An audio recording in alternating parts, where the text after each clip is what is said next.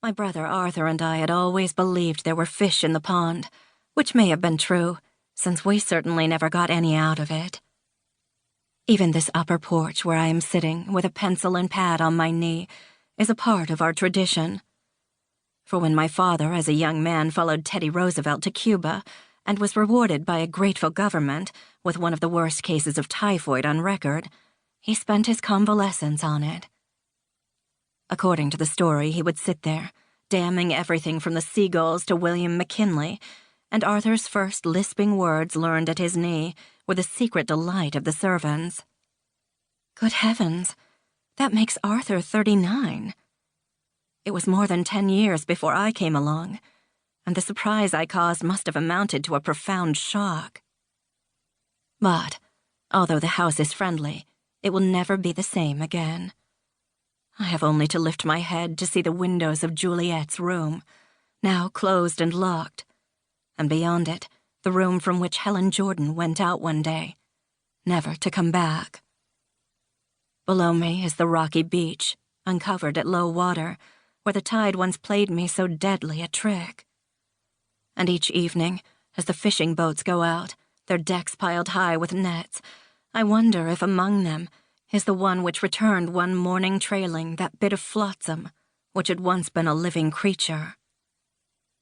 The fisherman landing matter-of-factly at the town dock and calling up, "Get somebody to call the police station. I've got a body here." It is hard to think back past all this to the normal life that preceded it. Yet it was normal. Mother had died some years ago, soon after Father, leaving behind her a depressed world she could not understand, a house in New York nobody would buy, this summer place on a New England island, and a modest trust fund, the usual assets of her generation. "You will always have a home, Marcia," she said rather pitifully. "Of course I'll have a home, darling," I told her. And somehow, I managed. I could not dismiss the servants. Old William had been in the family for 40 years, and Lizzie, the cook, for 30.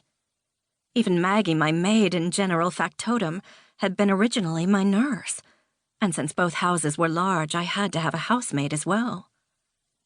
But the money problem was always with both Arthur and me, especially after his divorce and remarriage. It worried me to see his handsome head growing gray at 39, and the alimony to Juliette every month was often a desperate matter. It would have helped if we could have united forces in the Park Avenue house, but Mary Lou, his second wife, would not do it. Not that she disliked me, but she is like so many small women, jealous of her big husband and highly possessive. In the end, we compromised. She brought Junior to Sunset in the summer, and Arthur joined us when he could.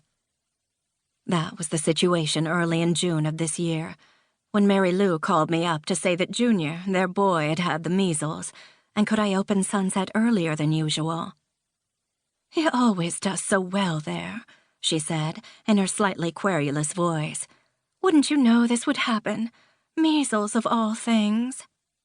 I observed that measles in a child of 4 was not unusual, but of course I agreed. The result was that we reached here early in June, the servants by train, and I driving my old but still useful coupe, and taking 3 comfortable days to do it. All normal. All as it should be.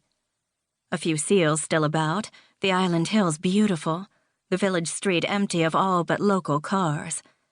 And to add to my contentment that last morning of the trip, as I crossed the bridge to the island, a boy, fishing from its rail, lifted a hand and yelled. "Hiya, kid," he said. It was extremely comforting at 29. There was always a thrill on getting back to Sunset. Even the servants were excited, and nothing had changed. I remember coming out onto this porch, roofless and open to the sun, with its ancient steamer chairs and the small iron table which holds on occasion my books and cigarettes, and gazing out at the bay below with a sort of thankfulness for the peace it offered, its quiet and coolness, and the childish memories it evoked. He was all there. The old stake where Arthur used to